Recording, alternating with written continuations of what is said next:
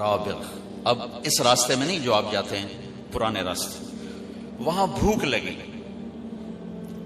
تو ایک خیمہ دیکھا، وہاں یہ حضرات ابو بکر کے غلام عامر بن فہیرہ اور گائیڈ عبداللہ بن عریقت، وہ مسلمان نہیں تھے، کافر تھے وہ اس وقت، اور جناب رسول اللہ صلی اللہ تعالی علیہ وسلم.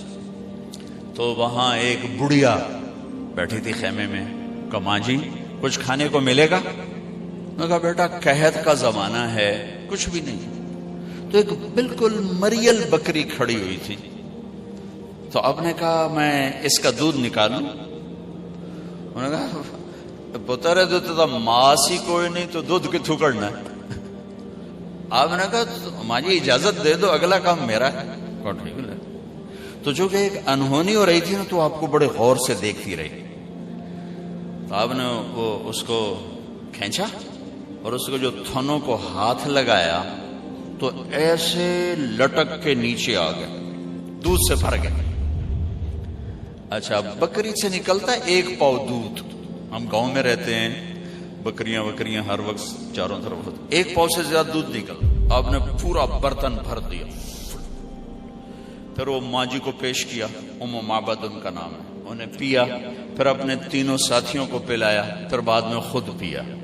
اس کے بعد دوبارہ دودھ نکال کے پھر برتن بھر دیا. لہذا اور پریشان ہو گئی. بکری کی عمر ہوتی ہے 7 سال. اس کے بعد وہ خود مر جاتی ہے 7 سال عام طور پر. یہ بکری 22 سال زندہ رہی اللہ کے نبی کے ہاتھ لگنے کی برکت سے. 22 برس. اور مر گئی، ذبح نہیں ہوئی، مر گئی. حضرت عثمان کے زمانے میں جا کے مر گئی کھڑے کھڑے. شام کو جب اس کا خامد آیا تو اس نے دیکھا برتن میں دودھ. کہنے لگا یہ دودھ کہاں سے؟ انہوں نے کہا یہ بکری سے. کہا تیرا دماغ خراب ہے، اتو کتوں نکلا ہے؟ وہ ماں سے دے اتے کوئی نہیں، دودھ کتوں آ گیا؟ اسی سے ایک برکت والا نوجوان آیا تھا، کوئی اس کے ہاتھوں میں ہی برکت تھی. تو کہنے لگا کیسا تھا ذرا بتاؤ. تو اس نے ہمارے نبی کا حلیہ بیان کیا. انہوں نے کہا رأیت رجلا ظاہر الوضاء ابلج الوجه حسن الخلق لم تعبه ثجلة لم تزر به سعلة أزج أقرا وصيم قصيم في عينيه دعج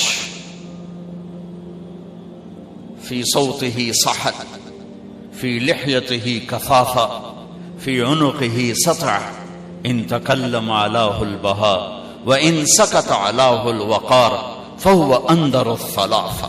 سبحان اللہ، کیا خوبصورت اس نے ہمارے نبی کو ایسے ہمارے سامنے کھڑا کر دیا.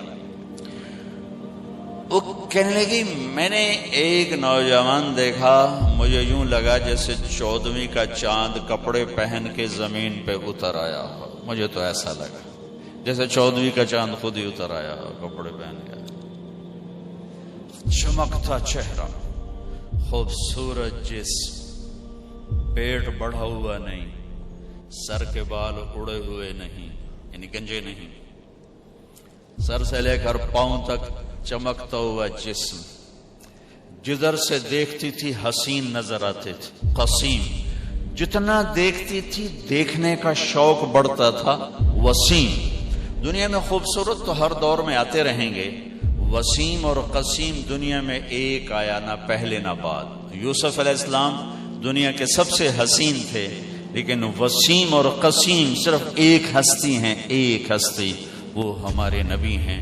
کہ وسیم اسے کہتے ہیں جس کو جتنا دیکھا جائے اتنا دیکھنے کا شوق بڑھے، آنکھ نہ بھرے. اب ایک دفعہ دیکھتے ہیں زیادہ شوق ہوتا ہے، دوسری دفعہ اس سے کم، تیسری دفعہ اس سے کم، آخر میں آپ کہتے ہیں یار ویکھو یا چھڈو پرا. وسیم اسے کہتے ہیں جس کو زندگی بھر دیکھو آنکھ نہ بھرے، اسے کہتے ہیں وسیم.